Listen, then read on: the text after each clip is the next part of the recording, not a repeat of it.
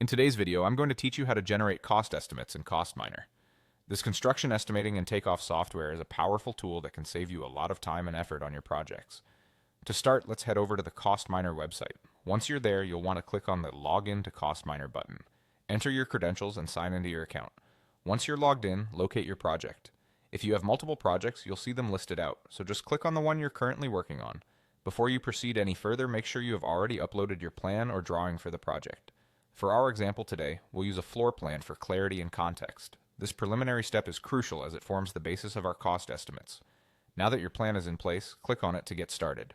Next, you'll want to add a new item. To do this, simply click on a new row where you can input the details. It's important to type in both the name and the description of the item you're going to measure. After you've entered the item details, go ahead and click on the quantity cell. By doing this, you'll ensure that everything you measure will be accurately assigned to this specific item. Moving forward, you'll need to change the measuring type to trace area. This selection is essential as it will allow you to measure the spaces of your room accurately. After setting it to trace area, start measuring by clicking the corners of the room in the plan. A neat feature here is that the app will automatically snap and measure, which adds precision and saves you time. With each corner you click, the program captures measurements, making it easy to get accurate figures for your calculations. Once you have completed the measurement process, it's time to add the rate for the items.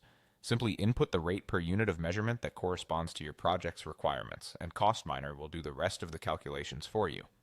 At this stage, you're practically done with the estimations, but there are a couple more features you might find useful. You can set the units based on your design specifications. This customization allows you to tweak the units so they are most meaningful for your report. Additionally, when you're ready to make a quote, simply check the checkbox next to the items you want to include in your quotation. Finally, navigate to the Reports tab in the top toolbar. Go ahead and click on Quote.